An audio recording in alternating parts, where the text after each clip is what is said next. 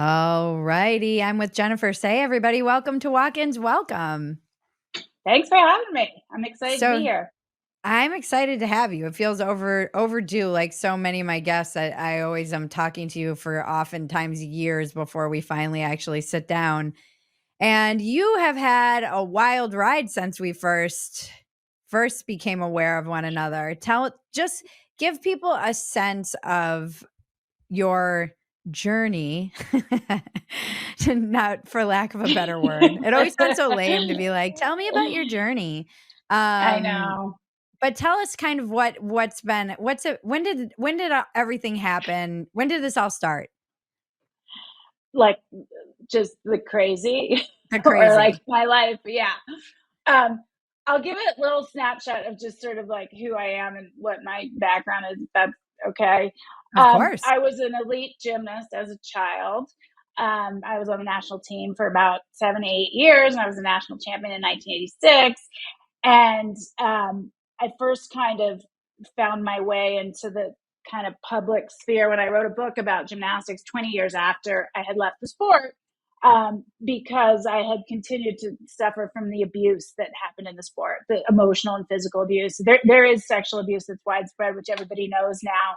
And I wrote about that in my book, though I myself was not a victim, but the emotional and physical abuse was pretty intense. I was the first athlete that spoke out about it and was Mm, just dragged across the internet for the first time when I didn't even really know what that was. It was 2008. So who knew? I was not prepared.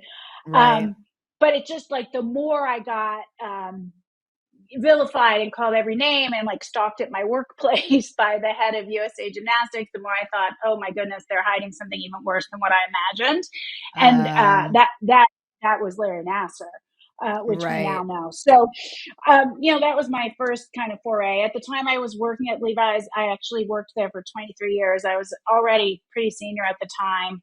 I was a vice president. Anyway, that's my sort of separate corporate life. I spent 23 years at Levi's. Um, in 2020, after I was redeemed for my outspokenness about abuse in gymnastics, I decided to take another go at being canceled, and opposed. I opposed the closure of public schools, first in San Francisco, where I live, but then more broadly nationally during COVID. I was against all of it, lockdowns, all the crazy, but I focused my efforts on public schools. I have 4 children. I know you're a new-ish mom, if I'm not Newish. mistaken. Yep. New-ish mom. How old now is your She's a little over child? 2. Okay. Yeah, Yep. that's still newish. If you've got 4, one of which is 23, and I consider myself an old mom.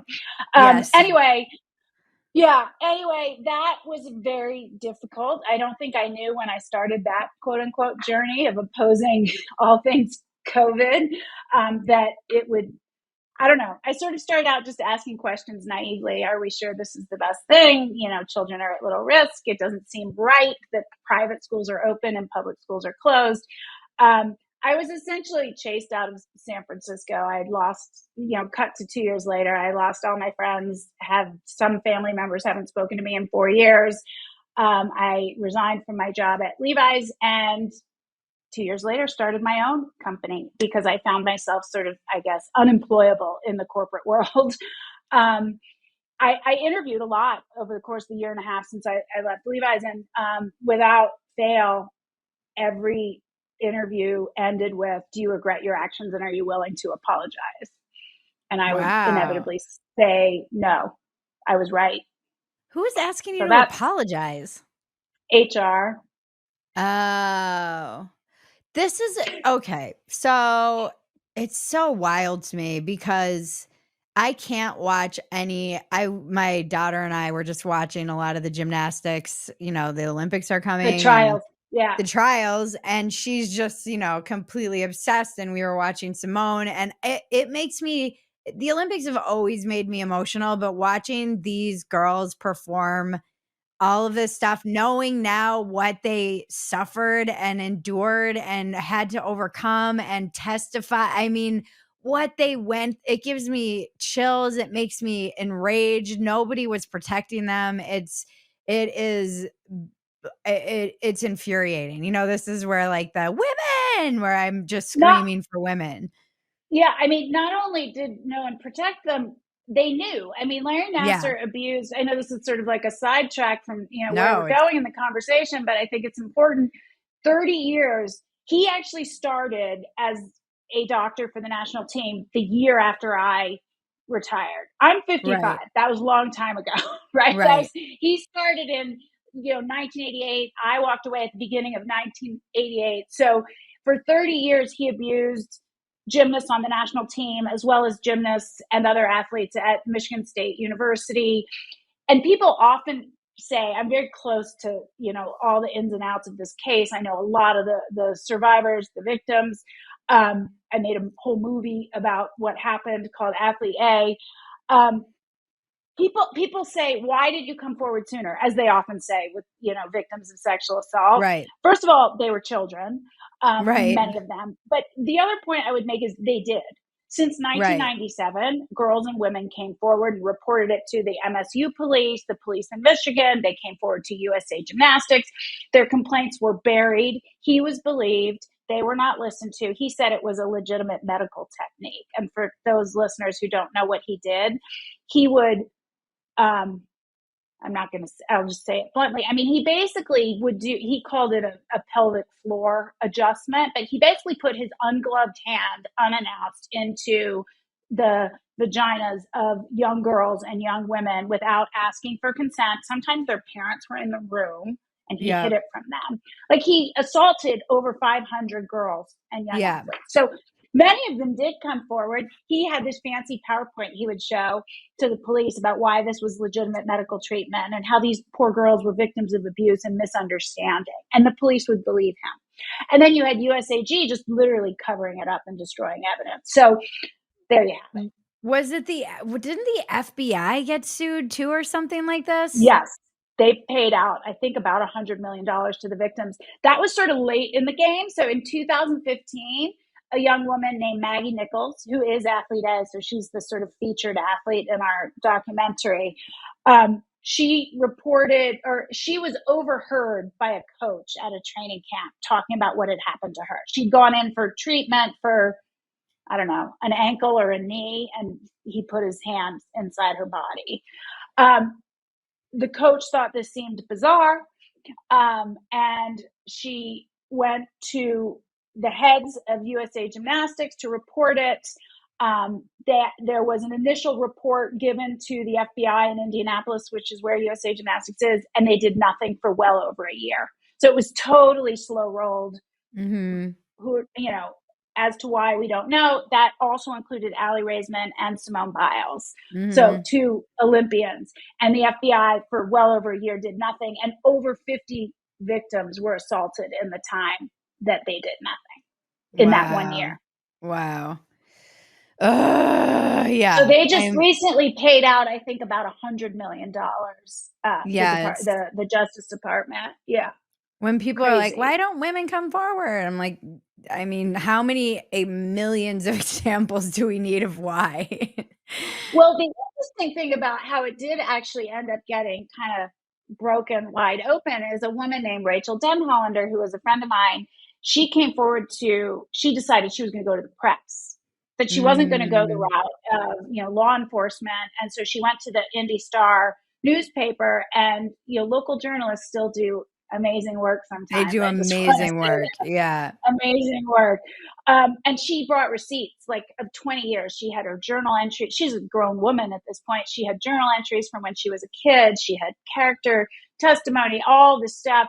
She was an unassailable witness. And they published her story with her name and likeness. And within 2 weeks, 50 more credible victims had Oh, come forward. And I was wow. watching all of this unfold in real time on social media, and they were all being, to your point, this is why people don't come forward. They were being just dragged as, Yeah. sluts. And I mean, it just like the most Rachel's a mom of four, evangelical Christian. Like they were just dragging these women. And it got to the point where there were so many credible witnesses. I think it got to 100 in a month Wow. that that all just eventually stopped because it was so patently ridiculous. Mhm. Mhm. Yeah, that Anyway, it's I agree with you. It's hard to watch this. I mean, it's hard for me to watch the sport for a million reasons, but it's yeah, also it really must fun be. to watch. So I Yeah. understand why your daughter loves it. They're amazing.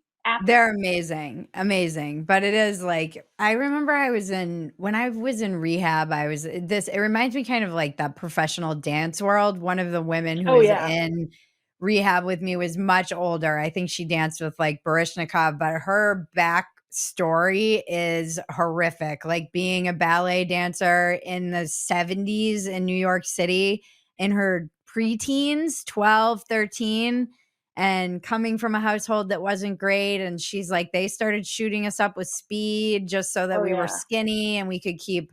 I'm like, this is nuts. Like Well, what we got the shut up. girls went through in the 70s is Yeah. gnarly. Yeah, there's a great book called Dancing on My Grave by Gelsey Kirkland, who danced at that same time, which I highly recommend.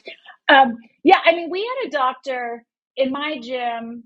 He would come and shoot us up with cortisone. I mean, I was a Mhm. minor. He came every 6 weeks. You're not supposed to ever get more than 3 doses. I can't even imagine how many I've had. But I was Mhm. training on a broken ankle. This doctor said there was nothing wrong with me. We'll just shoot you up. I mean, the lifetime repercussions of that, as you can imagine, my ankle does not work very well right now. Um, but yeah, that was the 70s and 80s. Sadly, and when I came forward and wrote the book in 2008, and I talked about the practices surrounding weight and the abusiveness and the bullying, and like our weight was announced on the loudspeaker every day at the gym. Um, we were denied food. I was subsisting on 300 calories a day. You That is know, nuts. the response was in 2008, that's not what it's like anymore. It's all changed. That was the 80s. And I was like, I don't know.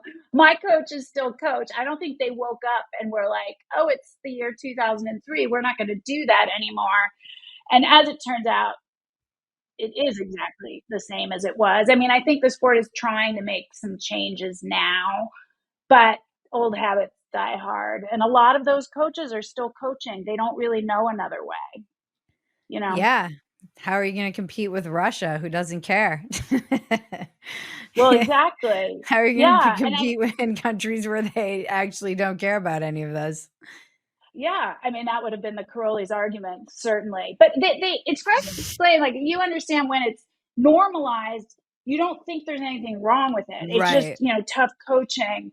Um, and I think the thing that was so cool when the movie I made, Athlete A, came out is I think people for the first time that perhaps weren't sexually abused but endured all kinds of other abuses, they connected the dots. They felt like, because they convinced themselves, I don't know, I'm suffering. I feel weak. I feel like, this failure having come out of the sport, even though I was in the Olympics or on a national team, but they don't think they were abused. I mean, that's how insidious it is. They think Right.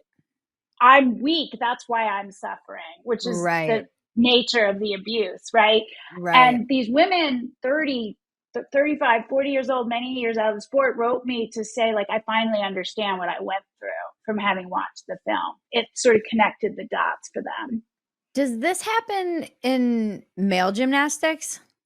It does to a some, without having data, I would say to a somewhat lesser extent. I think men come into the sport and their achievements later. So they're sort of more fully grown and I think are more equipped to Mm, kind of push back on some of this treatment.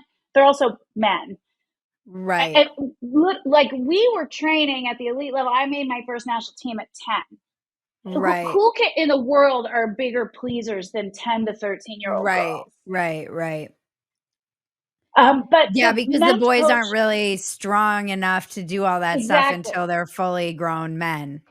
Right. And right, for which, women, the advantage is being tiny and tiny. yeah, flexible Ex- and exactly. Although I do think that this whole, female gymnasts have to be young and very tiny and prepubescent has also been part of the normalized. abuse and enables the abuse as well. The cool thing about this Olympic team is I think more than half of them are in their 20s, Yeah. the women, which is Yeah. cool. And Simone's very strong. She doesn't strike me as someone who's like one of those kind of old school waifs that I grew up watching. Yeah, the aesthetic for the sport has changed in the last, I would Mhm. say, 10 years. I mean, it's not Mhm. since 2008 when Nastya Lukin won that we've seen that body type. The requirements of the sport have changed, though. the strength and speed required. It's all based on how hard the tricks are. There's not really a grace Uh, component, or like they don't do compulsories anymore. It's all like how strong and fast and high can you go, yeah. which I think there's something lost in that a little bit. The beauty of the sport is a little bit lost from my It perspective. Yeah, it does seem like our culture, my dad and I were talking about this just watching the trials, how amazing that kind of human capacity is to keep improving. Like, you Yeah. think you wouldn't be just an average human wouldn't be able you would kind of max out at a certain point, like, this is as fast as you can go in a 100-yard dash or whatever, and No, you're nope. right. In gymnastics, I will say this though, the equipment changes too. Right, that's what I was saying to my dad, like, the shoes get better, the The recovery methods get better, the but the all of it. floor is actually springier. Yep, The bars are bouncier. Like when I yep, did gymnastics, the bars were like this close together and they were wood. They yeah, didn't bend. Whereas now they're this far apart, which means, you can swing faster and they're really bendy and springy. There's a spring in the end of the beam. I mean, so the equipment yeah, has also advanced. But you're right. same with tennis. How is it people keep, yeah, exactly. How is It's it really people more like keep the getting running. faster? Yeah, the Right. running And ones. the I'm like, swimming. how do we keep beating records in these things? It's, Yeah, and it's again, I so think it's crazy. just they are so good now at modeling these things aerodynamically and tweaking exactly how to improve a run using Yeah. technology. Like, oh, here's where you are losing a tenth of a second because of this drag or of this whatever. But there Yes. must be like I don't know. It actually It is is crazy. crazy. It is crazy. You think you'd top out at a certain point. Hey, I have a question for you as a as Yeah. a as a as a normie. What did you think of Simone in her last Olympic appearance? Uh, bowing out. What did you have any response to that from 21? Why did she bow out again? She just people I feel like people were really mad at her. It was like mental health. Yeah, well, she got the twisties, which in gymnastics is a thing where you basically She anyone who's lost sort of where she was struggling. in space, right? Yeah. Yes. And so she said, I'm not competing. And she stepped out of the Yeah. competition. And a lot of people were really mad. Men, in particular, on the right, were very mad. Like, what a wimp. She's not the best in the world. She's a wimp. She let her team down. And, I I have don't my own know, thoughts on man. this. Those men wouldn't be able to handle one fraction of the pressure that she's under on a global scale, not to mention what she went like I have n- it, I get emotional thinking about it because I can't imagine enduring that abuse, period. Let's just Right. take away the The fact public. that then you have to go public with it. You have to testify about it and relive it over and over and over again. And then continue to compete after that. Most people would just retire, take the money, Yeah. you're a champion. The fact that she I don't know, I give her a long I I think a lot of was that around 2 when that tennis player kinda dropped out and she was like, Yeah. I feel like it got bundled in That that one, same thing. it did. I felt like that one was lamer. I don't know. I think people don't understand. Obviously, I was a gymnast, so I get it. It's not like when your body fails and your mind fails in that sport, you could die. You die. It's Yeah. Yeah, it's not like you have a slow day at the track and you lose the race, or you have a slow day in the pool, you land on your head.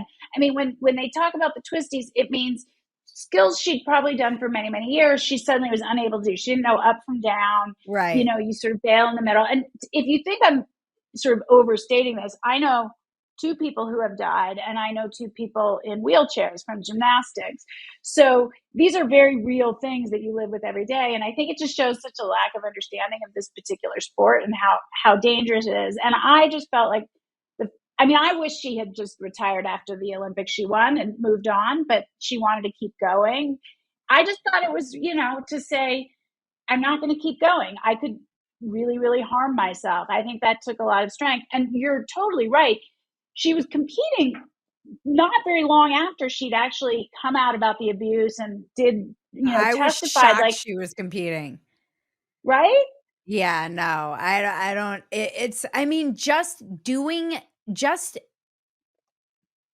doing that sport alone would be triggering, which is a word that's been destroyed, but for anyone Yeah, who's actually suffered abuse, there are things in life that trigger those memories, right. and you don't people it I feel like I mean, I can probably go back and look at my tweets to see if I'm being accurate or not. I feel like I was very much on team Simone on that. I'm hoping I was. Probably. My instinct is that I was. I feel like I Yeah, remember being kind of appalled at the lack of grace anybody was extending her, and it's I don't know, it's moments like this when as I've been lost in the wasteland of the center, when particularly that stuff comes from the right wing, where I'm like, oh yeah, I'll never be one of you yeah. either.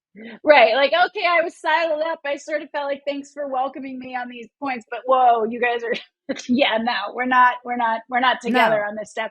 I also felt like, and gosh, I'm going to take us way back here, but I don't know if anybody remembers in 1996 when Carrie Strug competed on vault and she had a very serious injury and it was in the Olympics. She was part of the Magnificent Seven. They actually won gold and everybody championed, and like cheered. And she was a hero that she competed on what they thought at the time was a broken ankle. At any rate, it was a very serious injury.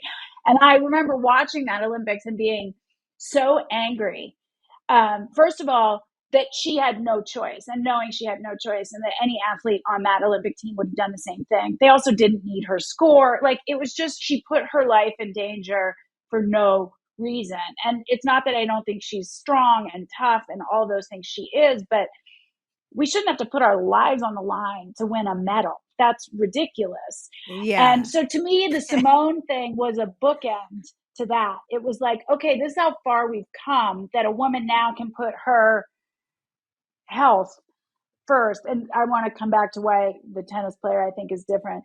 Um, when there's serious risk at play, she can actually stand up for herself and not be bullied by these coaches and pressured, and she can, take care of herself and do that, but not in a wimpy way. Like No. the thing with the tennis player whose name is escaping me at the moment, she just didn't want to do press interviews. She said Right. she had too much anxiety. And I'm like, dude, that's part of the deal. Yeah, yeah. Yeah, that's just part of the job. Yeah. Yeah, there were I feel like I was very upset by the reaction to Simone, but I just feel like naturally protective of all of those girls because I do feel, and this is when I have that moment, and I've said this and written about this, I actually don't feel like either dominant party gives a shit about women. I just don't I'm like, I'll vote for a party who cares about women, but I actually don't feel like Haven't found either one. one of them. Yeah, No. like it Yeah, really once is one like, exists. Yeah. please, I mean, like mothers, hell, it's funny. I yeah, keep thinking about that disastrous debate and how they were arguing about golf, and neither one of them could manage to answer the question about how you help moms with childcare. Like a the very golf, the golf moment was so, ugh. I cannot believe we're watching two very old Altacockers, as we would say in Yiddish, argue about their golf game. I'm just like embarrassed to be alive right now. Honestly, it's a it moment is. of comic relief, I guess. I mean, But I you're think right. yeah, I was saying that it's like a moment we all needed, but it's also so representative of like this country.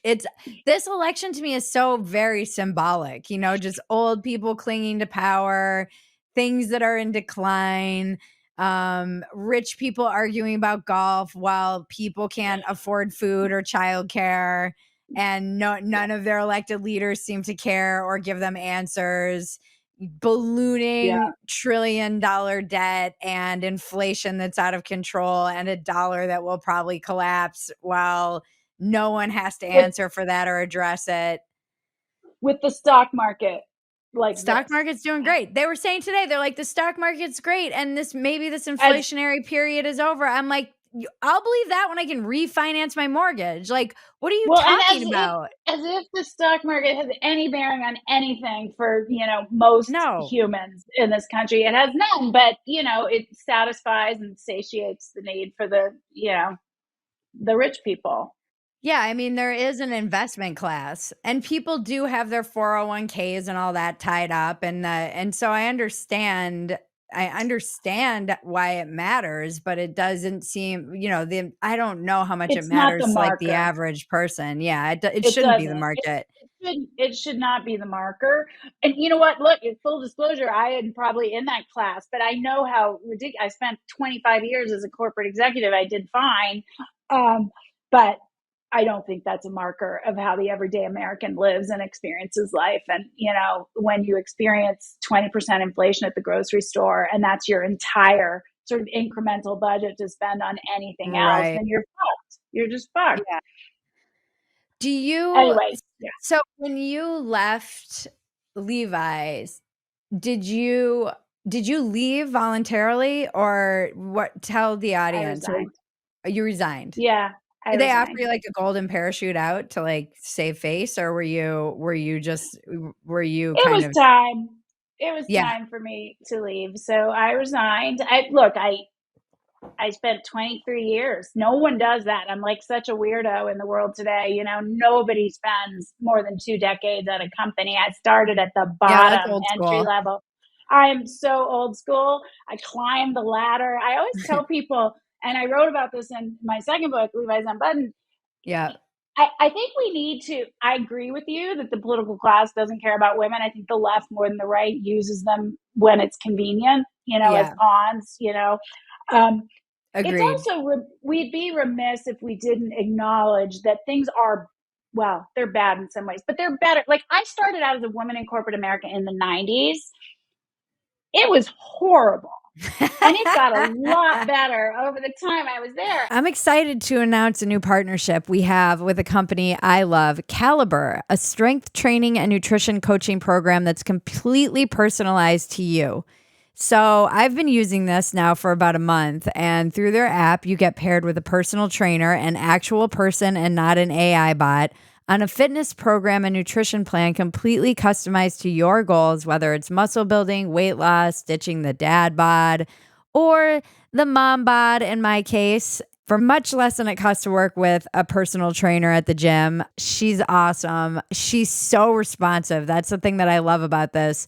It's actually been life changing for me. The app is incredible. It has videos that show you how to do all the workouts, and you can actually reach out to your coach if you have any questions and send them videos of you doing the workout so they can give you form feedback. Caliber takes a science based approach, which leads to faster, more sustainable results. Even doing this for a month, I can see myself getting stronger. We've arranged a special deal for our Walk Ins Welcome audience where you get $100 off the first 3 months.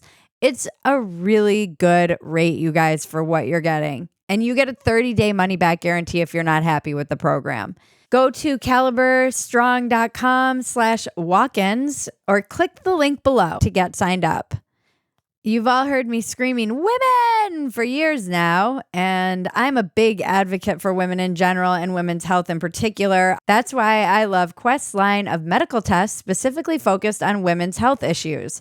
They offer a basic women's health profile test that gives you a snapshot of your current health and wellness, women's hormone tests designed to identify imbalances associated with various health conditions, and specific tests for fertility, thyroid function, and even your menopause stage.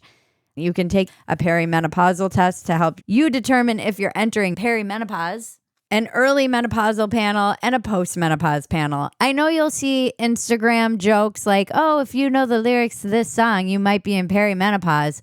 And you'll laugh and go, haha, I probably am in perimenopause. But are you? You want the actual data. This is all such important knowledge for women to have because it can affect the way you work out. It can affect what you should be eating. And just now they're starting to really realize how much all of these hormones play into us losing weight, keeping bone density. All of this information is so important to you. Your results are delivered online quickly and discreetly, and you get all of this information without a doctor's visit. Ladies, prioritize your health and use the affiliate link below to get 25% off and find answers to the multitude of health questions you may have. Just click the link below and the discount is automatically applied. What was horrible about it?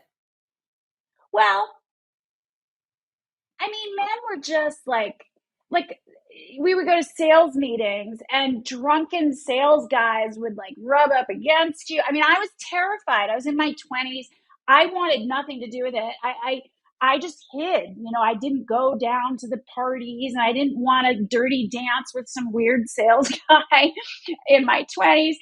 But you're told like you have to be there, you have to show your face, you have to talk to the people or else they're not going to know who you are. And there were certainly some younger women of my age that did the flirting, not blaming them, and climbed the ladder a bit, you know, faster than I did. But there was, you know, all the weird advances. And, you know, a friend of mine a little older than me told me when she was at Levi's before me in the early 90s, HR told them if you went to HR with a complaint about a male executive like hitting on you, the HR response was 2 knees and a no before we can do anything. Meaning he has to touch your knee twice. You have to say no. And unless you've gone through that procedure and that process, don't even bother coming to us. And even if you come to us, then we probably can't and won't do anything. So, and I don't mean to single Levi's out here. This was everywhere. This was Right. corporate America. I worked at the Gap. I mean, the difference in fashion is it's a lot of women and gay guys. So Right. maybe there was somewhat less than that, but at the higher echelons, it still was and is straight guys. So, you know, there was that. I had my first baby in 2000. There was no maternity leave. You know, I had to go back after like 5 weeks if I wanted to get paid. When you went back and you were still nursing, there were no kind of mother's rooms. Like I would I would pump in a sample closet with like a shower curtain over it. People would Yeah. come in while you're like, it was just terrible. I mean, it was terrible, you know, across the Yeah. board. When I started, there were quite literally zero women in senior positions. Zero. Yeah. Yeah. Now I don't know. I haven't looked at their executive team, but when I was still there, half of the executive team was female. So Yeah. I think we're remiss if we don't acknowledge that things have improved, Yeah. at least in that sphere, you know, and probably beyond that sphere, you know, beyond the corporate sphere. But Definitely. there's still a ways to go. Yeah, totally. I mean, I think about this a lot even in terms of being a waitress because that was my job forever. And the younger women at my last waitressing job were so much better about telling the managers or the bussers or the Right, guys in the kitchen to like fuck off. Don't right. touch me. My friend was trying to get something down and she was up on like a stool and the manager came up and she was like, "Don't touch my leg like that." I was like, I never would have said anything. And I remember when I was writing about this stuff, some of the younger women, when I first started writing about it, were like, just because you old bags put up with it doesn't mean we have to. And they were absolutely right. And they Yeah, have been given more of a language to articulate it. They came up through kind of Me Too. I think there were a right. lot of excesses of Me Too, which Yes. I have been very vocal about, but I do see the younger generations are much better at setting those boundaries, particularly in a workplace, even a place like waiting tables, where you would just Yeah. let all that shit slide. Okay. I would just let all Yeah. I mean, the amount I was like, God, if I like yelled at every person that sexually harassed me while I was waiting tables, I would Yeah. never get my job done. And they're like, well, Yes. that's a you problem. Right, right. No, I mean, same in corporate, you know, it was the same, like drunken sales guys, you know, rubbing up Oh, against you yeah. at a You talk to sales women in meeting, and finance? Oh, it's in the terrible. There was 80s this and very, 90s? yeah, there was this example at this other sales meeting that late at night they had it was they we called it internally the naked chicken fights. Like it was these very senior men with like administrative assistants in their 20s in the pool at a sales meeting. The girls were topless. Other women were watching from like the bushes, feeling like, well, if I don't want to do that, like, is that it for me? Like, do I not get to Yeah. advance, you know? So I wasn't there for that, but it was sort of notorious. We all talked about it for many, many years after. So, Yeah, I agree with you. And then I also, and I think you agree, on the excesses of Me Too and sort of beyond the excesses of Me Too, you also have within the younger generation, you're like, okay, now you're complaining about nothing. Give Right. me a break. Yeah. No, you don't get promoted because you showed up to work for a month on time. Right. No, that's not bullying and harassment that you haven't been promoted in 2 months, Right. or that I'm asking you to do this menial task. You're an intern. Right, right, right. Yeah, and the believe all women, and it got very messy. I remember I Yeah, was in a 12-step meeting, and it was during it was during the believe all women moment, and I was really like, I felt very alone. I was in LA, and this was West Los Angeles, so everybody's it's like all in the same. I know. Yeah, They're all mode. like Yeah. love Rachel Maddow and shit, and I was in this meeting and I looked at my friend who was more of a normie like me, not one of these kind of like crazy West Side people. And I was like, "Do you believe all women?" And she's like, "Hell no, I don't believe any of these bitches." I was like, "Okay, I'm not alone." She's like, "I Well, don't we trust don't. any of these bitches." I'm like, Well, "Kind yeah, of, but yeah." yeah. Well, we're definitely yeah, the irony, if I could sort of transition to this other, where we are now in this moment, you had this like at the height of Me Too, and I always look back at that Aziz Ansari, that piece about Aziz Ansari, Yep, yep, as like the shark jump moment, because the woman wrote about how, he didn't give her yep. the wine she wanted white, and he gave her red or reverse of that. I don't know. And that was supposed to be, you know, Yeah, I abuse had and some sexual tweet assault. that went viral that was like, "I hate it when I get naked and a man thinks I wanna sleep with him," or something like Isn't that, that the worst? It's like Yeah, exactly. But it started the day it was, I think he ordered the wine and she was offended that he ordered. And meanwhile, she like stalked him for months and yeah, whatever. It doesn't matter. But that to me was like a real shark jumping moment. But there was this period where, yeah, anything was considered, assault or harassment, from ordering the wrong wine to, whatever this woman was doing, a guy looking at you crooked at work. And now we're in a situation where a woman like, Paula Scanlon, who swam on the swim team at University of Pennsylvania with Leah Thomas, a sexual assault, a survivor of actual sexual violence at 16 years old, uncomfortable changing in a locker room with a male, Yep. is told by her university that she needs to get treatment, that Oh, she is the she's one been with on the the problem. podcast. Yep. So, how quickly the tables have turned, that we really don't have to believe or even listen to women. This is Like, my patriarchy so crafty bit that is very challenging to work out as a stand-up bit. It works when I'm quote tweeting things. I've been trying to work it out on stage, and it's a tough one. It's a tough needle to thread because it's kind of hyper logical in that I was always very suspicious of feminism in general. I think it's good. I am pro female.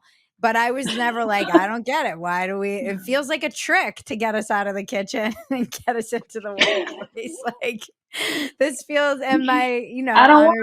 honors I was like, "I what's the big deal if they open doors for us? Who cares?" This feels like a trap that lets men off the hook and that like a trick men would come up with. And then I was Right. like, "Yeah, I get it." My English teacher was very feminine. First, she was probably second wave feminist and grew up during the 60s and the bra burning time and was like, "You're gonna set women back." She was probably right. And then we went through that weird period, and now it is very strange that and I've written about this being women being told because I think like you, we came up through like the gift of fear time where it was all about trust your Right. instincts.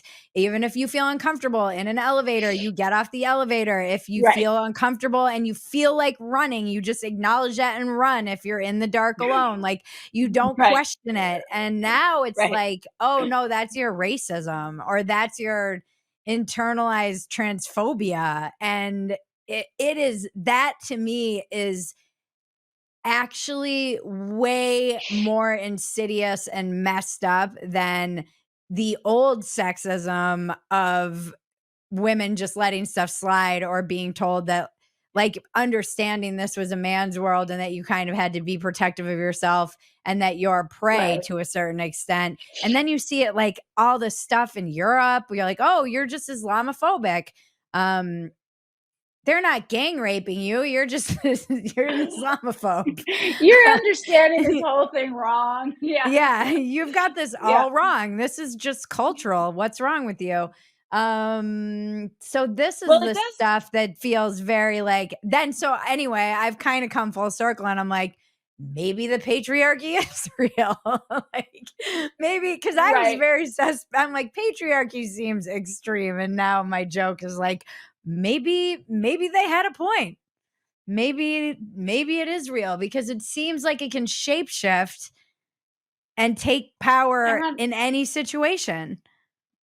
yeah, I hadn't thought of it in those words, but I have wondered and, you know, questioned myself and written some about I don't know if women, and I've always called myself a feminist. I'm not ashamed of that. Like I feel like to me it's very basic. I believe women Yeah. should have the right to vote, own property. We shouldn't have to ask our husbands to leave the house. You know, there is such a thing as rape when you're in a relationship. You know, Yep. like really basic things. And I get why Yep. people on the right and the left don't want the term, but I'm going to stand by it because I Yeah, believe I'm in a my feminist. definition. Yeah, but I don't know that women's rights can survive this modern iteration of left wing activism. I won't even say the patriarchy, but of the left. Yeah. Whether it's you know whether it's the pro Hamas caucus who is we're all genociders and yet they're willing to defend a culture that literally women have zero rights at all, zero rights at all. Like they cannot show their they could show this so that they don't bump into walls and that's it. There is no And such that's if they're thing as lucky, yeah. that's if they're lucky. There literally is no such thing legally as sexual violence. That is just, the way life is. And then, turn to the fact that you can't even define what a woman is and men make better women than women do. And if you say you're a woman, you're a woman. Like this is the modern left. Maybe it is the patriarchy. I was thinking of it as sort of the modern iteration of the left. That's when I start kind of veering over, as you were indicating earlier, and then the right does something and I'm like, oh shit, now like the whole tradwife thing and everything. I mean, there's weird anti-Semitism on the far right and the far left right now, which It's I don't all even weird. know. It's all weird, but it does very much feel like women's rights are on the chopping block. And at the end of the day, as women, we're being told to sit down and shut up. Basically, you don't Yeah. get to say what the right way to have rights is. You don't get to say we're going to tell you. Yeah, and it's wild because I think men will agree with, you know, men will be like, "But we have it bad too." The deaths of despair and they have a hard time hearing I'm like, "You embrace the healing power of and." You can say, like it doesn't have to be the like weird binary that everyone's brain goes into, It's particularly around the gender yeah, discourse is so unhelpful. I'm like, but we're allowed not to the right talk binary. about no, not the right binary. We're allowed to talk about things that we'd like changed as females, and it doesn't mean I'm minimizing your experience as a male. It's like this weird and I do think part of it is from the Me Too overreach. Men are Yes. particularly hypersensitive and defensive right now, more so than perhaps they were at a certain point when yeah, it's I don't think like sex relations are great right now. It's not and I don't actually think either gender or sex or whatever you wanna call it, I don't think they're either one is doing great, in terms of, like, mental health. It seems like women are Well, suffering no and men one. are suffering. Yeah, Um, no I one don't think is, it's a and at the same, competition to see who's doing worse you're right. either, you know? No. I mean, I understand why it is not particularly easy to be male right now, right? You have to Oh, renounce your totally. privilege. I have 3 Yeah. sons, 1 daughter. I feel for my sons. 2 are grown actually. And I think it can't be particularly easy to be told at every turn that you are the cause of the world's suffering and you must Yeah. renounce your privilege and you will never actually be forgiven for being who you are because you were born in sin and you will stay in sin as a non-religious person. I say this, but essentially there is a religious tenor to it, right? You Of must, course. constantly renounce your privilege. You will never be forgiven, and you are the cause of the world's problems. That is laid at the feet of men, I think, at the moment, white men in particular, but it goes right on Men in down. general, Uh, yeah. Men in general. Um, but then it's difficult to be a woman as well for all the reasons. I tend to want to, as I said, kind of acknowledge the progress, but this shit with women's sports and just not even being able to protect women's sports and spaces and sort of acknowledge that men and women are different, which some blame feminism for. I don't know which wave, one of the waves. All of the It's waves. just so crazy. They All the blame all waves. of the Yeah, waves. they do. Maybe not the first. I feel like the first wave, which was really just about suffrage and voting, was pretty clean, and everyone can kind of go, well, okay, that was all right. But they would And argue then that that's where it started.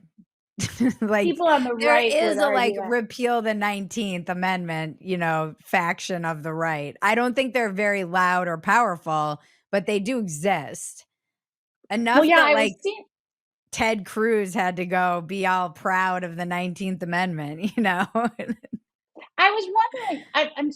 I'm trying to run this business. I am a little less online than I was at one point, which is probably good for my mental health. But yeah, I noticed yesterday there's a bunch of people repeating in unison from the left that the Trump that Project 25, the goal is to repeal women's right to vote. I'm like, no person thinks that.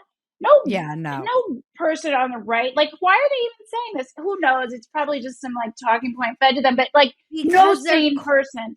crazy. I mean, there was a meme that I was sending to my friends, and it was like, "Tell me the truth," and it said something like, "Project 2025 is QAnon for lefties." Totally. It's like, it totally is.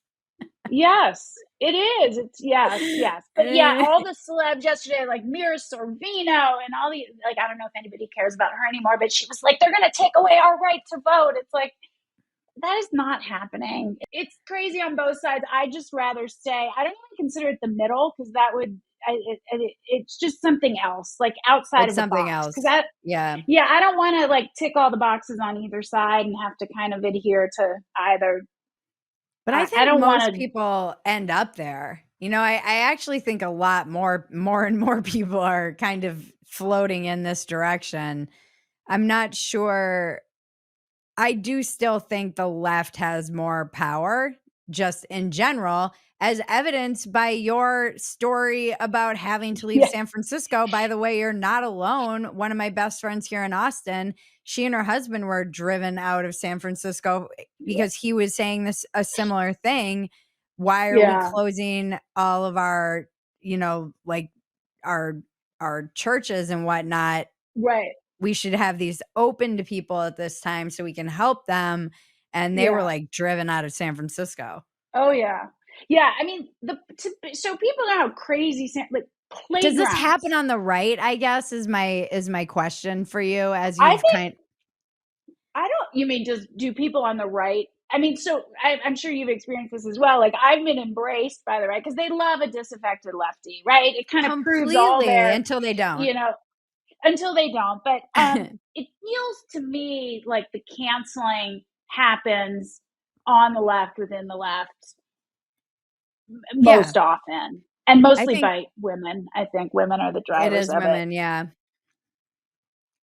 I think this is something that I've just really thought a lot about since is that people generally when I hear people we're seeing it even right now with just how the left wing is on the ropes for the first time maybe ever in terms of this debate and what's going to happen with Biden, and they cannot handle any confrontation. They're not used to it. The press isn't used to it. The politicians aren't used to it. They're used to just having kind of fawning people who allow them to spout whatever they need to spout. And I actually think this is true with even in social circles generally, and this is only my experience. People aren't hiding that they're people have to hide that they're a Republican much more often than you would have to hide that you're a liberal. Am I Oh yeah. incorrect? Is it just like my bubble? I mean, are there people out No, there who no, are that's hiding that they're that, liberals in I MAGA mean, circles? I don't know where you live in. You live in I live in Texas, right? Texas. Oh, Yeah. you're in Austin, so that's pretty No, I'm blue. I don't outside. know, mate. Okay. I don't know. In San Francisco, first of all, there hardly are any Republicans. I think 96% of people are registered Democrats. And I should say, when Mhm. I moved to that city in 1992, I loved it like nothing else. It felt like home to me in a way that no one ever, nothing ever felt for me as far as, a place that I lived. And it just felt like if you had ever felt like an outsider, it was the place for you. You could be weird and you could be different. And I had been such a nerd and such a weirdo and like this scrawny kid. I just never felt like I fit in. And it just felt like anything went. It was welcoming to all outsiders. And now my experience of the place is it is a place of such aggressive conformity, and you must Mhm. tick every box. And so, are there 4% of San Franciscans that are Republican that hide it? I mean, I guess according to the registration, the voter registration. Right. Um, but yeah, I mean, I would say it's even like a little more nuanced. Like you have to hide if you're a moderate Democrat. Like you have to Right. be at the most part. You have to be like lined up with the squad. Which kind of Even signals me that they have the most power. That's why when people are talking about like, "Oh, yeah, the right," and this is something I've been talking a lot about lately as my friend has said that there's this kind of default ideology in America, which is but the right. And the right is scary when they rise. We know what happens, but the actual power that they wield or have seems so fractional compared to what the left wields socially, academically, media, Hollywood. they run all the institutions. I mean, now Right. I sound like a weird, like, but like Yeah. conspiracy. It's true.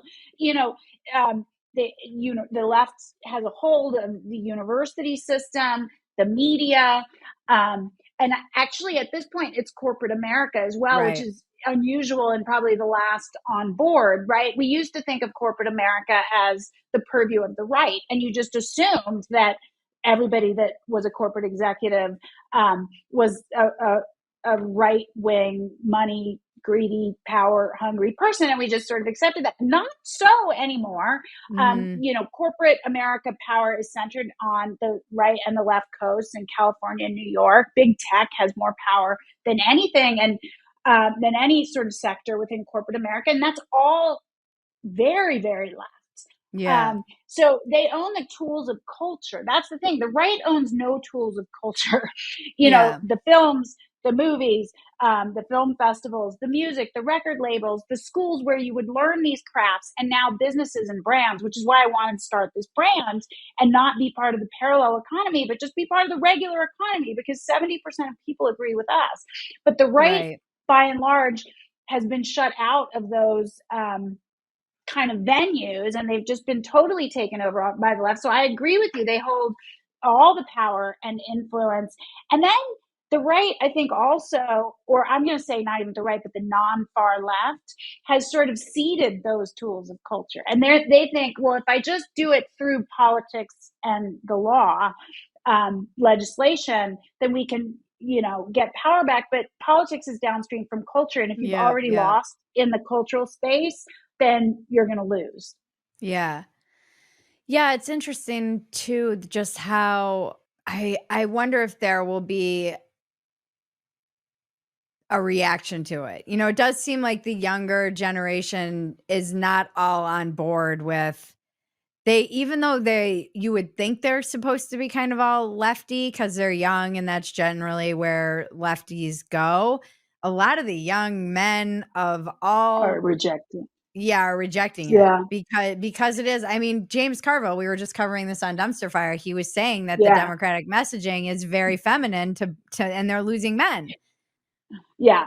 It's totally feminized. It's like that weird. Mhm. His little spiel was great. The soft voice and the. No, I I was think like, that's he was, right. like, moments away from calling them all sissy. I was like, he was about to be like, "You're a bunch of sissy boys." It That was awesome, voice. though. I was like, just imitating He, his voice makes me feel racist. How does he sound like this old school, like, slave owner? Like he should have a hood on and the burning cross Yeah, in his yeah, yard. like Yeah.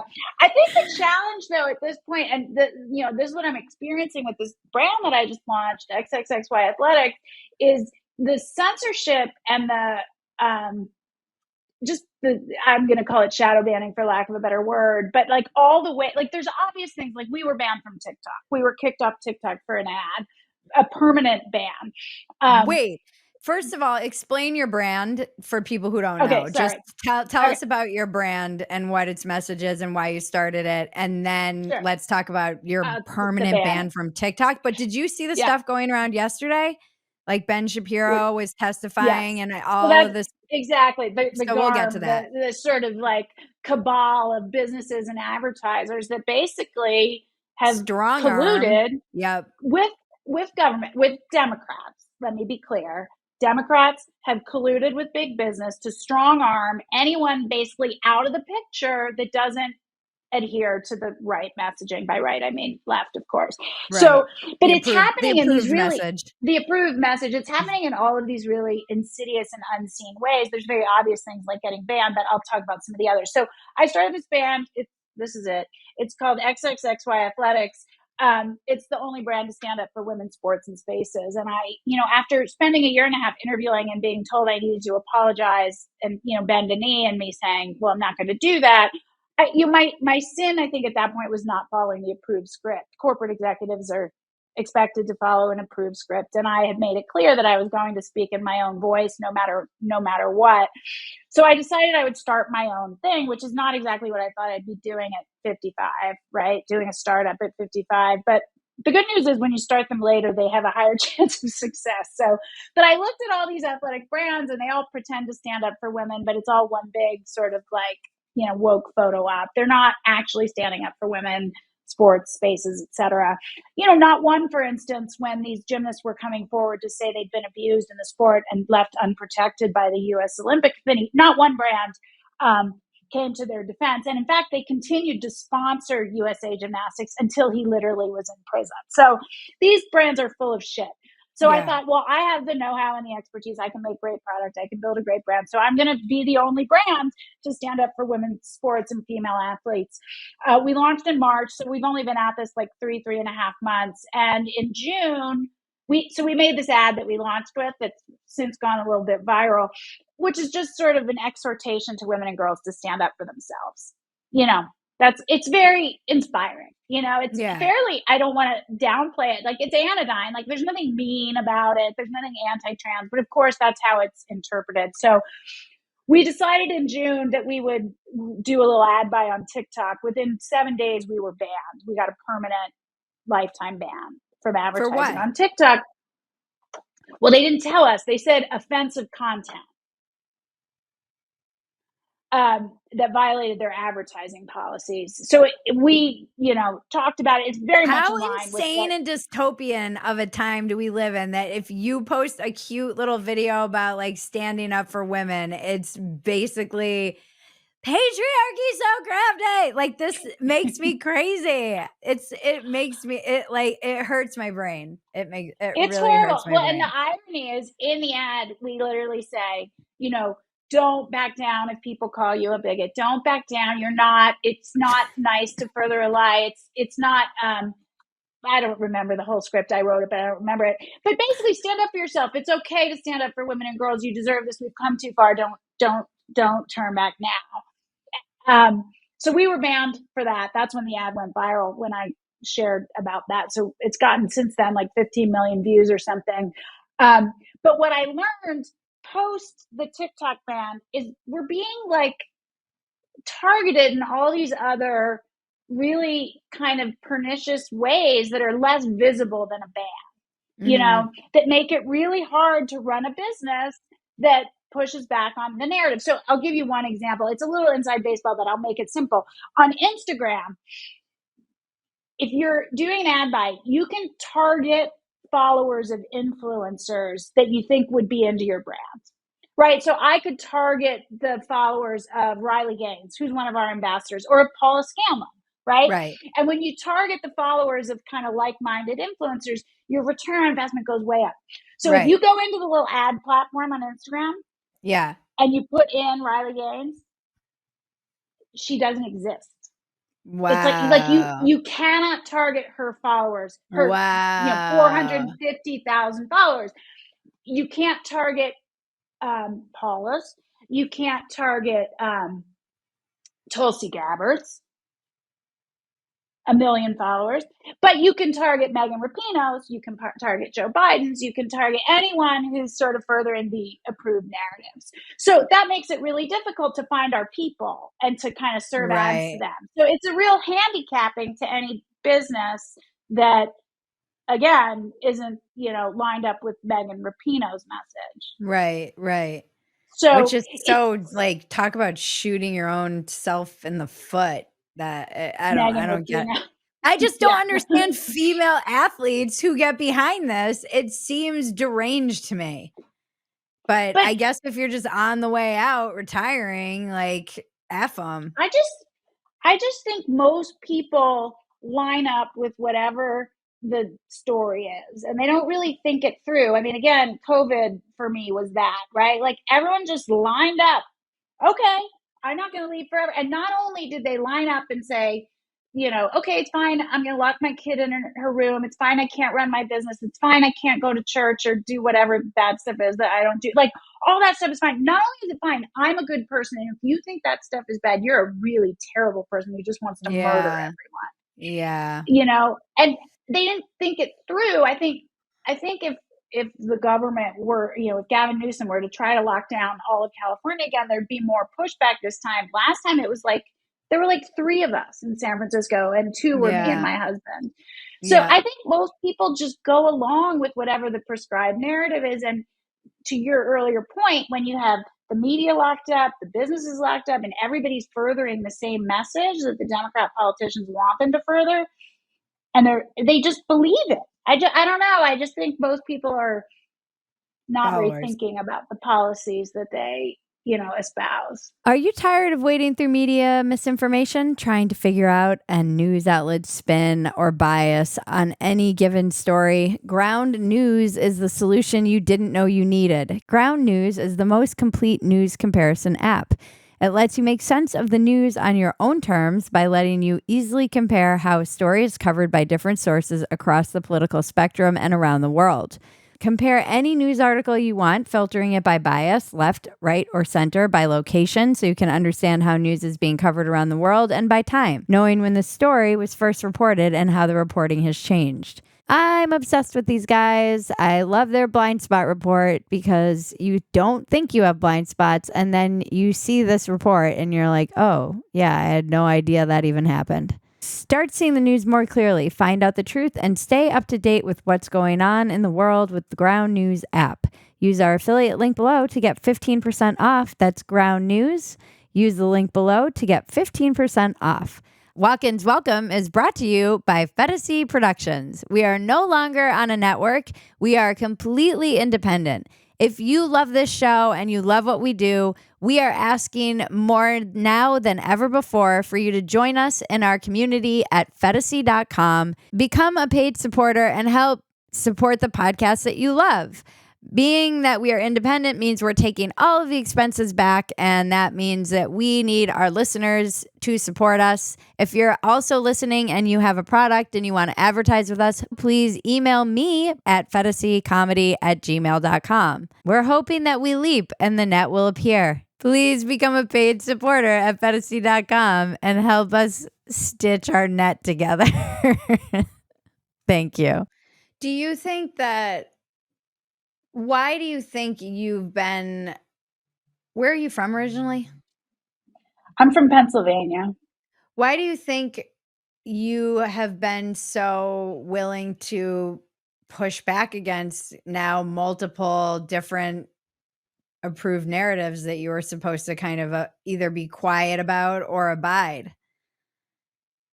Well, I think I kind of started naively. Like when I wrote my first book, I didn't really think about it. I was just like, this is what happened. I needed it to make sense for myself of what happened. And so I didn't expect it. Like, it's hard to say if I knew what Mm, was going to happen, if I would have still been willing to do it. But then once I took that first step and started to get the blowback, then that really activated me to say, like, okay, hell no, I'm not backing down now just because you're right. calling me a liar. I'm not a liar. And then the more you do it, the easier it gets. And I Mhm. think for me, standing up for children in particular, when I endured such a horrible training environment and not a single adult, stood in Stood the up for gap you. for me, Mm, I just, that's what we're supposed to do, mm. adults. And Yep. most won't. And we will sacrifice children. We sacrificed our children during COVID to ostensibly, save the lives for a day or two of some 97-year-old patient in a nursing home. And now these kids are suffering the repercussions of that. But I also just think this actually makes me feel better, even though it's sort of depressing. During COVID, I thought, what is wrong with everybody? Like, we are a particularly weak and conformist culture at this moment in time in the United States. And then I realized, no, we're not. It's the same. It's the same all the time. At any given moment in time, there's probably less than 10% of people who are really willing to kind of put themselves at any risk or in harm's Yep. way to kind of push back on authoritarian policies or just untruths. And I think that's just true. I think most people would Yep. rather stand with the crowd and wrap themselves in virtue than stand apart. And it's the same across time frames and geographies. And the question is how fast we can, that 10% can get there's probably 10% on the other end that are true believers, but there's probably a good 78%, 80% in the middle who you can bring around. And the question is, how fast can we get them Right, right. to stand up? That's moving the culture, I think that's something the Democratic Party understands very well is that if the that's once you've persuaded them, they're you can kind of tell them whatever you wanna tell them. That's why this moment with Biden feels like such a Right. piercing of, like, the veil, but I don't think it But stands. I think everybody just but snaps back to believing maybe whatever. I I don't think do. they're I guess I'm a firm believer. I think maybe I'm naive and I still retain some optimism, and that's why I keep going. But I think ultimately it sometimes takes a really, really long time. But I think ultimately truth rears its head. I mean, that's the thing with the debate, right? Is up until the debate, everybody was covering for him. The media was covering for him, the administration, George Clooney, like all these people were Jennifer, they covering. didn't know, they were conned. It's like, are you expect me to believe this? I know you're joking. Like, it's like bullshit. That's what they're doing now to kind of. I was so embarrassed watching the debate because I was like watching them all pretend at being aghast at what was I happening. know, afterwards, I I was was like, riveted, I could not turn away. I couldn't turn oh, away. I watched it on a loop until like 2 in the morning. Van Me Jones and all that. too. Like, I know, me are too. you? My husband was like, "What are you doing?" I'm like, "I My just husband said they're the same thing. they they're play acting being surprised to Yeah, save their own butts. They've been yeah. pretending for years, and now the cat's out of the bag. Which, how did you not know the cat was going to leap out of the bag at some point? But they just kicked the can down the road, thinking it would never happen, and they'd be able to kind of keep them inside this bubble and keep lying and have Yep, these, you know, unelected bureaucrats running the show behind the scenes. They thought that was going to be fine. And then it just sort of presented itself. And, in all honesty, Bridget, I thought it could have been way worse in terms of what he did. I mean, he could have like walked in circles and peed in his pants. And like, I thought he sort of, I mean, he sort of did better than I thought he would. That sounds terrible.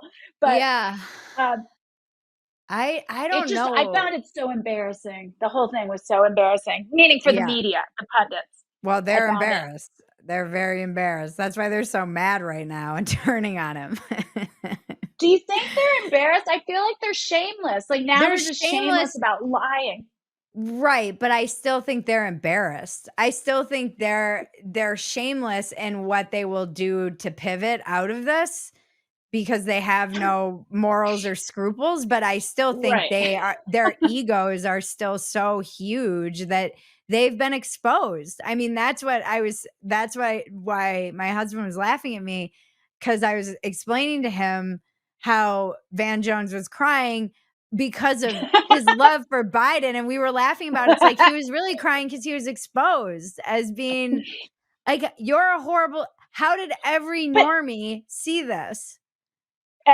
because it And was so you're a dude obvious, who because has any access unlike anybody else. You guys are in these rooms with these people, with the aides, with the president oh, they sometimes. obviously they totally knew, but they believe their own lies as fast as they can spew them. So they knew, they saw it, but there's like some machinery in their brains that lets them then go in front of the TV and say he's fine, everything's fine, and then the same machinery is at play as they then pretend, being aghast, that they had no idea it was this bad, it must have just happened, and then they believe their own lies as soon as they can spew them. That's nuts. I don't think there's, I mean, I think there's like a tiny little part somewhere deep down that maybe knows, but I think 99% of their brain is believing the lies as they say them. Really? Yeah, maybe. It seems like we are in a shameless time. I just think shamelessness wins. The more Yeah. shameless But you are, the more clicks you yeah, get and I guess not I don't everyone, think but that's as different. I think that's just people. yeah, yeah, yeah. Yes and no. I mean, I don't know that humanity has ever lived in such a hyper mediated time as That's true. this. So Yeah. I don't know what you would ever compare it to, because when on earth have we had access to so much information, so much propaganda, No, you're so right. much spin, so much ability to create our own brand and our own self, how Yeah. much of audience capture and how much of like perverse incentives and the algorithm training our brains, how much is it, we have no idea. It's I uncharted know. waters. And Yeah, I exactly. I mean, yeah, so it exacerbates whatever is in our human nature anyway. I right. mean, when I first spoke out about the abuse in gymnastics, this is a tiny little example, and everybody came for me, like my friends, my teammates. 10 years later, when the Nasser story broke, they all were like, "We stood with you the whole time," and I'm like, "There's literally screenshots," you know. Um, but they had no shame about that. They convinced themselves that they too were defending women and girls, and they too took a heroic stance, and they too were on the right Right. side of history, as everybody is so fond of saying. Just like now there's all these stories about, journalists and aides saying, well, I tried to come forward. You did not come Right. forward. So Right. everybody wants to position themselves as the hero now, and I think you're right, the media just sort of exacerbates that. What's so crazy to me though is, if you take COVID, for like, there's video, there's screenshots, like you have Right. people in, as it pertains to COVID, Randy Weingarten, Gavin News. I always wanted the schools open. I mean, they will literally lie about Yeah. things that are on video. Because it doesn't matter. Because we No. live in this, like, this is the other thing that I've been for the past probably however many years I've been doing this podcast now, but something that really fascinates me is this. Even though we have this record, the internet never forgets, and yet I feel like we're in this ever-present now of the internet where you can just lie shamelessly. It doesn't matter what screenshots people present, you just keep moving forward like a shark, and it Right, won't matter. If you just right, keep just lie with lying, you impunity. can kind Yeah. of create your own truth New as narrative. yeah, I that's think the that's right. weird, And unsettling thing. it is, and at the same time, the internet does lie. Like, first, when I was writing my second book, I went back to try to find screenshots. Like, I started my dissenting in COVID on Facebook, which was a bad idea, and then I went to Twitter, which was a worse idea. But on Facebook, arguing with friends and family, and I went back to find screenshots of, from early March 2020. They were all gone. And it was funny because I scrolled back to try to find it, and I could find what I believed was my part of the conversation. But on Facebook, it's not like Twitter where you see that it was deleted, but it was as if I was just Right. talking to myself.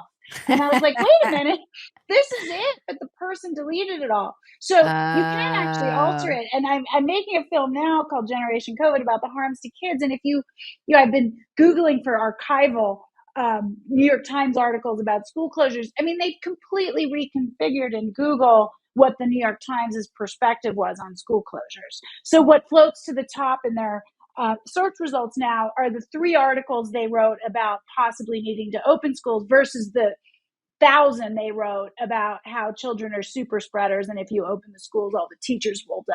So they've literally reconfigured through the search results their own history right, of their right. position on the Of matter. course they can do, yeah, no, that's the other crazy thing. So this happened to us today because I have been joking, this whole Biden thing has also exposed how every White House conspiracy, like every right-wing conspiracy about this White House has essentially been proven true. One of which is that Obama's been kind of pulling the strings. And Running years the show. ago, he was on Colbert, I think in like 2020, he was on Colbert joking about how if he could have an earpiece and be giving somebody the lines to still run the country, he would absolutely do that. And you cannot find that video anywhere. You can't find it anywhere online. We had to screen record a video that somebody put of it that still exists because you actually can't. That video It's has been gone. scrubbed. Yeah. So it's weird. Like the internet never forgets, but you can also if you have money and power, you can scrub You can any. figure it out. Yeah. So I Yes, did you can Google, scrub I did anything. wanna know where I stood on Simone because before we end Oh, this, and okay. I have, Yeah. I searched it, and from 7/27/21, I said, "Leave Simone alone, you keyboard warrior ghouls. That woman is stronger than Awesome. all of you put together." Awesome. I love it. I That's thought because I amazing. remember I was getting crap for it. Like, people were like, there were other women who faced adversity and they didn't do what she did and call themselves the greatest of all time and all this stuff. So I was like, I'm pretty sure I was Well, and for very, those idiots, you are right on the money. I think, and for these idiot men who say, like, she is by far the greatest of all time. Like, yeah, just she has won more medals, more Olympic, well, not more Olympic, but she will as of this one, more world championship medals, more US medals. She does harder tricks. She has more skills named after her. Like, she is so much better than anyone who has ever done the sport. I don't think people totally understand that. Yeah, like she's the kind, like, how in some sports there's an athlete, they leave and then it's 20 years before anyone ever gets close. right, That's Simone. It's going to be right. 2 decades before anyone gets near the level of difficulty she performs. And anyway, that's my Simone rant. Um, Yeah. we have also been, the last thing I'll say is there was the Instagram example, but the brand has also been kind of, I guess, censored on Comcast as well. We were looking to run a TV buy, and they told us we had to put a political disclaimer on it. What? Why? What was their argument though? Just because, Well, what's your, it's hard to get a straight answer. They said it's a political ad, and I said it's not a political ad. It's an ad for an athletic clothing brand, but it has a message. They're like, the message is political. I'm like, so is Nike's Dream Crazy. So is Always Run Like a how, Girl. So is what's your tagline for your brand? the truth. We use the truth fits a lot, but we also And say the only athletic brand to stand up for women's sports, which is long. That's more our positioning than our tagline. so why is that political? Because Yeah, I mean, that's what I said. That's not political. Well, first of all, political means, and the law, if it is a truly political ad for a candidate, you do have to have the a political disclaimer, disclaimer, this right? ad paid for by. Yes, that's what they wanted us to have. And I was like, this is not a political ad. This is not for a candidate. They're like, it's a political subject. I'm like, well, so is this. And I named 10 other ads that don't have them, but there was no way around it. And it's just a very subtle way to kind of diminish your message. I mean, we didn't run it. I pulled it because I'm not going to do that. I'm not going to be pigeonholed in that way when Nike can run whatever they want and Dove can run whatever they want. Gillette can talk about toxic masculinity and that doesn't get a disclaimer. No, I'm not doing it. So that, I'm sure there's lots more hidden ways that I haven't quite discovered yet. I mean, that seems really, wild and upsetting. Yeah, it's Have you upsetting been to on me. Megyn Kelly to talk about this? We haven't I've been on the show twice, but we have not yet been on to talk about this. We're working on it. Oh, okay. Yeah, she's that seems insane to me that It you is would insane. it just doesn't so many ads have a political spin. Exactly. I mean, I What listed about 10, I that ad think, that and they that just put out the other day? I don't know, maybe this one had an actual maybe it was a political ad, but it was the I mean, weird one about condoms and how you're not allowed to buy condoms anymore. Like, this was, like, in the weird future of, like, if the right takes over, Project you won't 25. Yeah.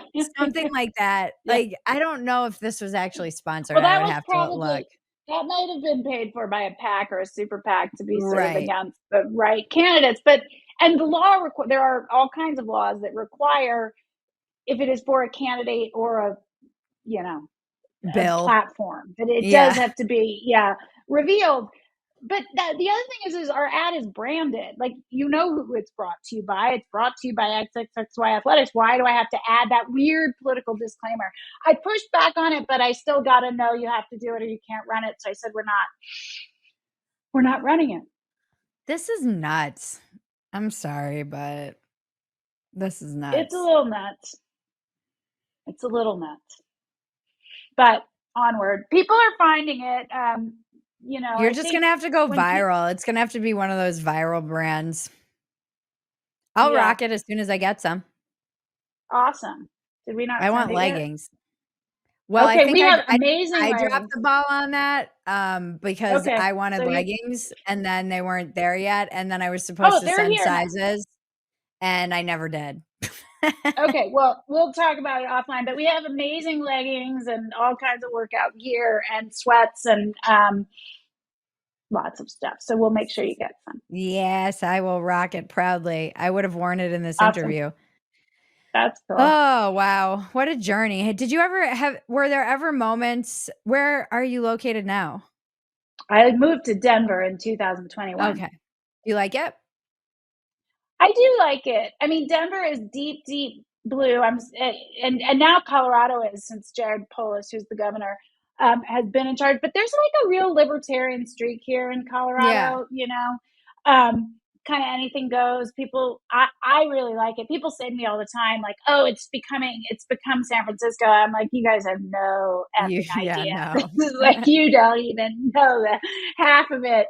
So, yeah, I really like it. The people are super nice. It's hard. I lived in San Francisco, 33 years. I Yeah. knew people on every corner. I knew every corner of Yep. the city. I don't know that this place will ever feel like home in the same way, but I mean, do you like Austin? We it was an adjustment. I lived in LA for 15 or 16 years, and it felt like kind of home. I mean, I was on the East Coast for a long time, so I've never really not nowhere's ever really felt like home. Weirdly, New York feels like home because that's where I was born, New York City, and so it because I think it was just implanted in that young brain. Whenever I go there, I'm like, "Ah!" Even though I'm like, "Who would wanna live here?" But after 5 minutes, I'm like it's very strange. I don't know that I'd wanna live there poor, but if I had money, Definitely it's a not. great city. Yeah, it might be fun. Yeah. Um, my family lives in Rhode Island, that feels like home. The Midwest, I went to high school in Minnesota, and so the Midwest, even to a certain extent, Texas, not that I've ever lived here, it has its own vibe distinctly. Yeah. It feels familiar in that, like, Midwest, it kind of, like, center of the country. Texas is its own thing, but that Yeah. those, like, values that I grew up with and around Yeah. in Minnesota and LA, yeah, I was there a long time and it is tragic. And I loved San Yeah. Francisco. It is, it's a tragedy what's happened in that state. It really is a tragedy. It makes me sad. I miss the I farmers think market. so. I miss, my husband really never looked back. I think That's how mine he is. wasn't in the world in the same way that I was either. I just took advantage of the city. I went to the Getty Villa. I went to the Yeah. museums. I went to it's hard. Like, there's not much culture. There's a different There. kind of culture Yeah. here, but it's not like Yeah. I like museums. I like going to the Yeah.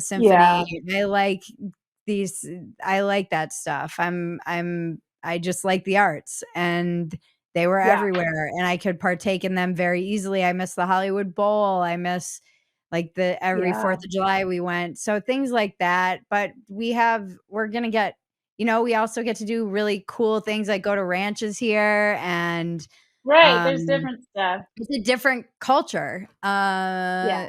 So There's different stuff. yeah, I mean, I I have a find joke that this I've been is doing. Go on. Oh no, kids. It's not. I mean, you just have the one little one. I raised two children in San Francisco, which I made the choice to do that. I wanted my kids to have that experience, but I will say, the minute I got here, because I have two younger children, also 9 and 7, and gosh, it's so much easier here. It's just Yeah, easier. it's Like easier. I mean, there's a million activities, Yeah, sports all day long. San Francisco yeah, frowns upon sports. There's no kid activities. People hate yeah, children in San Francisco. They just hate them. yeah. Um, I It's never very have to look for kid-friendly here. parking. I mean, like, everything Yep, is so easy, and yep, that's not nothing, that I appreciate. So, yeah. I think, yeah, it's all trade-offs, yeah, I don't miss California at all, though. Like, there are things about California that I miss. Being able to go to me Joshua too. Tree, although we live close to there's other national parks that I can explore here that are just as Right. amazing and beautiful. I don't miss living under the governance of California in the way like, the rage that I would Me feel every too. time I got a tax bill or an energy bill or, Yeah. like, it was not good for me. And now I can Yeah. read stories about the new bills they're trying to pass in that loony bin, and I Love. don't have to Yeah. feel like I'm partaking in that system. And if Yeah. I was joking, like, if I'm like, if they on this past week's dumpster fire, I'm like, if they swap in Gavin Newsom, I'm putting a MAGA hat on. Like, I'm like, it Oh, will for radicalize sure. me. There oh, a 1,000%. And to me, Gretchen Whitmer is like half a step behind, because my COVID Yeah. is my filter. And those Yeah. authoritarians who, I mean, California kept schools closed for 19 months. Playgrounds were closed for 10 months. We couldn't do anything. I mean, you No. couldn't, police reported your neighbors would call the cops on you if you had somebody in your home. My family had a picnic in the park in June of 2020. And because we're four children and two adults, and two of my children are mixed race, some bitch called the police on us because she thought we were more than one household, because you're not allowed to mix households in the Uh, park. We had to oh my prove that we all lived god. together to avoid who knows what. So, yeah, that place is dead to me. Is Yeah. dead to me. I felt that I mean, I lost a lot of like, not being able to have 12-step meetings while bars were open, like, Right. corporations were open and church Exactly. it was stuff like that I was kinda like, "Okay, it's scary that I've made my mea culpa." Like, I was kinda like, "What's the big deal? 2 weeks." And I Right. mean, I learned a lot of hard Yeah. lessons, like, never give the Yeah. government that much power ever, and people like Jesse They'll Kelly never give were back. right from the get-go, and he still says this, say what you will about Jesse, I love him and find him hilarious, but he would always kind of repeats, "I knew what time it was in America during COVID." He's like, "I can't ever That's right. unlearn that." So he's Yeah, like even when things that's come right. up now, he's like, "I know what I time it agree. is in this country."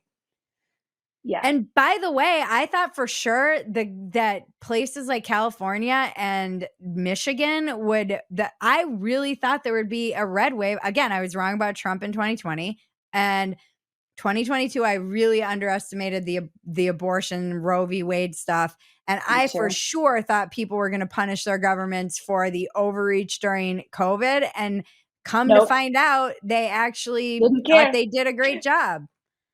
Yeah, that one I really underestimated. I really Yeah. thought, I didn't think it I thought it would be enough people, that said, "Hell no." But no, most people are fine with it. Most Or people are they fine with it. I left. think that, Or the yeah, people who were or they left. That's right. Or Yeah. they left. I mean, there were some signs to me that they were not fine with it, like the San Francisco school board getting recalled in February of 2020. That to me was like, holy shit, okay, that's a real sign. And they got recalled by a crushing margin. It was like Yeah. 70, 75% of the voters. So I thought, And that was COVID. That was schools being closed during COVID. Yes, there were other issues, but that was the driver. I was part of that recall campaign. I know what happened, but that was enough. It's like they said their piece, and that was that was enough, Right. and they didn't really have issue beyond that. So yeah, I'm glad to be out of there. And if it's Gavin, Lord help us all. But I think the Democratic Party misunderestimates how much, not Californians, they like Gavin. The rest of the country thinks California right now is a failed experiment and a failed state. And I think he's the worst possible choice for them. I don't think that most people across the country are looking at California and going, damn, there's a success story. They're seeing Yeah. rampant crime, homelessness everywhere, and they're going, yeah, I don't want that in my state. Well, a lot of it's I come. think. I mean, even like that independent contractor rule that they passed that nobody gave a crap about because they just passed it through the labor department and they're suing now. And luckily, I think that Chevron ruling will help with those Yeah. lawsuits a lot, actually.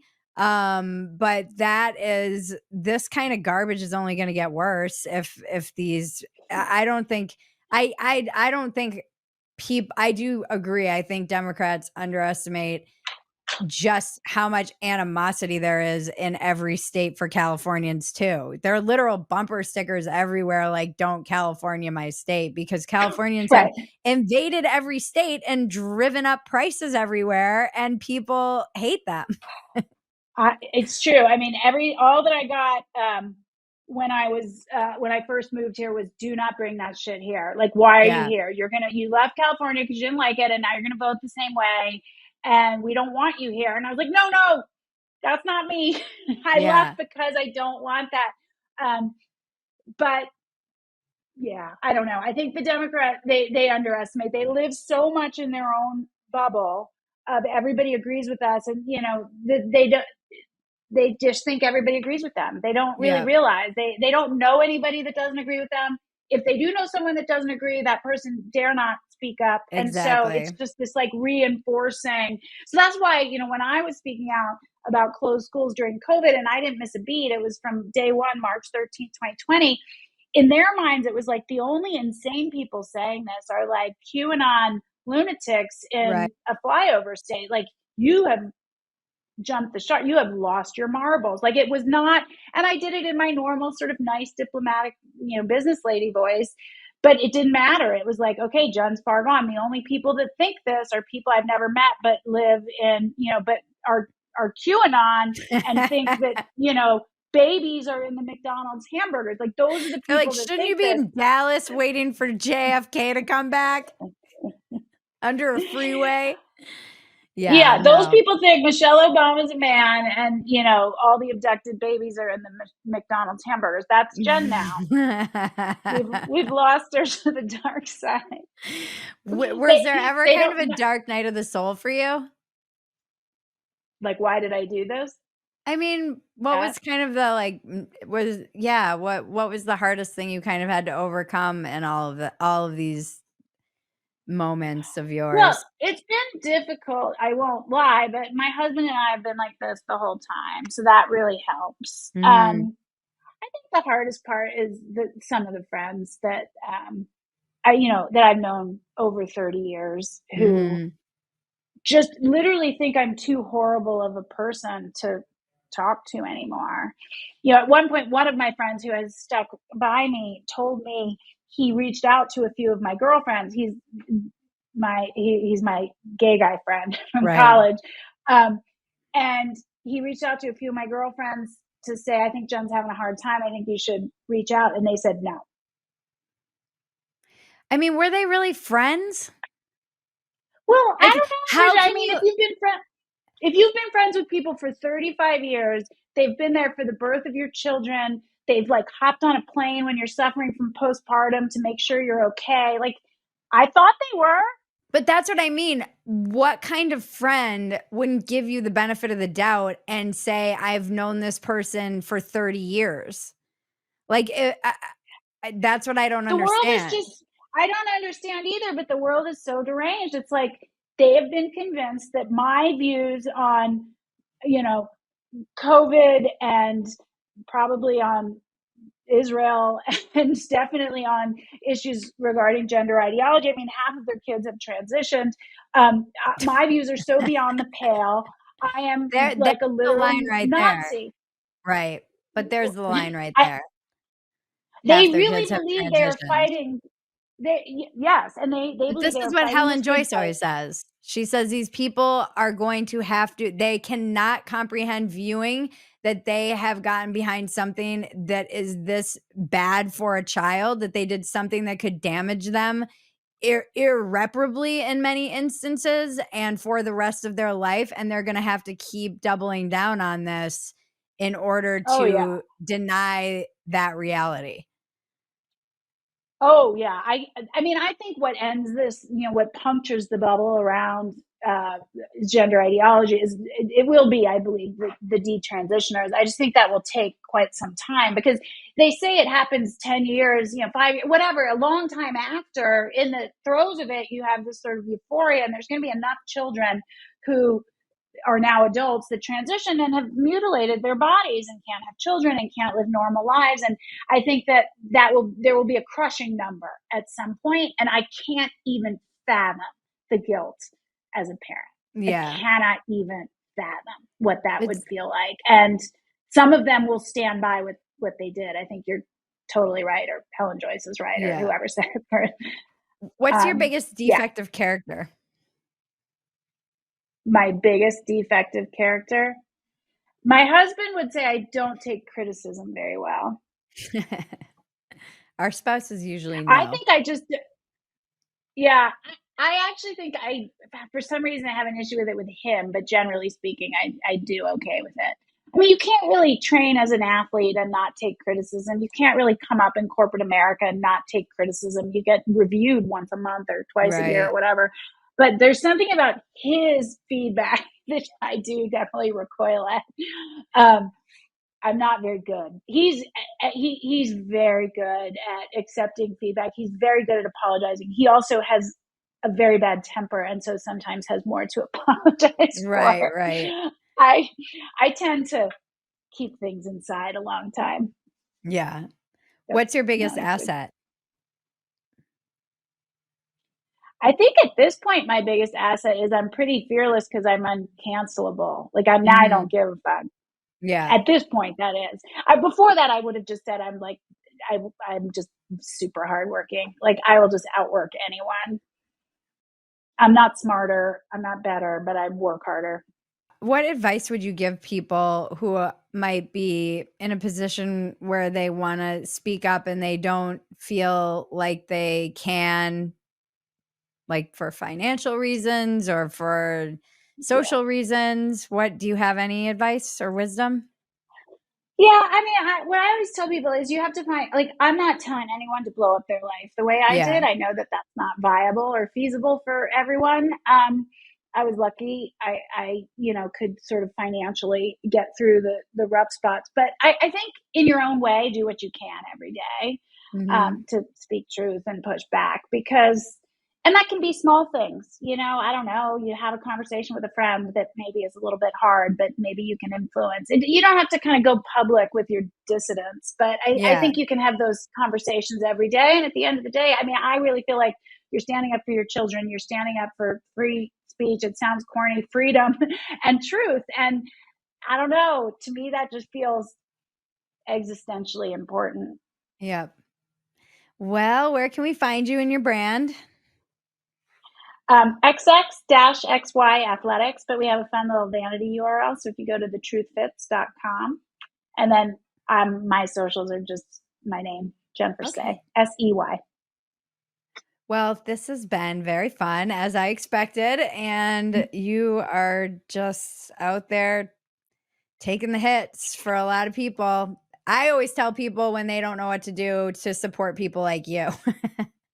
I'm like, if you don't That's know what to actually a do, good, support. So, like, buy a t-shirt, support the people who are taking hits for you, who are speaking out in ways that you can't and want to. Just like try and support them. If you can't do anything in your life and you have the means, you can't blow up your yeah. life, but you can buy a t-shirt. Buy a t-shirt. Yeah, The problem is if you wear our t-shirt, you sort of out yourself. But I think that's sort of what I wanted, wear it, have the conversation at the soccer game. I mean, I have very little patience. I'll end here, but I get a lot of calls from CEOs and emails from CEOs saying, we're right there with you. We respect what you're doing, but we can't say anything. I We're the know. I have breadwinners. no And I'm like, patience for that. go F yourself. I'm the breadwinner. My husband stays home. Like at a Yeah. certain point, you have to just do it, especially if you have, the cushion to be able to. Like you have Yeah. power and influence. You're a founder. You could change the culture in your company. You don't have Yeah. to go along with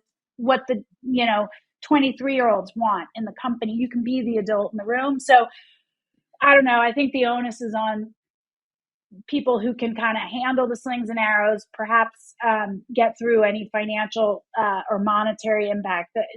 It's on you, but you're right. I like that. Weigh in, buy the book, do the follow, wear the t-shirt. That's good. Yeah. Thank I you like so it. much. Thank you. I think we do have, if people want to support you, I think we do have a code too. You do. Okay, so we do have a code for people who want to support you and purchase some of your stuff. What is the code? Hold on. Bridget 20. Bridget And it's 20. for 20% off. So for listeners of this podcast who want to support this brand and Jennifer, please go to the website, The Truth Fits or xx-xyathletics.com and use the code Bridget20 for 20% off your order. That's assuming correct. That's what it was. 20% Yeah. off. So use the code Bridget20 and get 20% off your order and support the people taking the hits. The check-in with Bridget and cousin Maggie can now be found at Phetasy.com. It's been titled Another Round with Bridget Phetasy, and it's now in video. This has been Walk-Ins Welcome with Bridget Phetasy. I'm Bridget Phetasy, and you're welcome.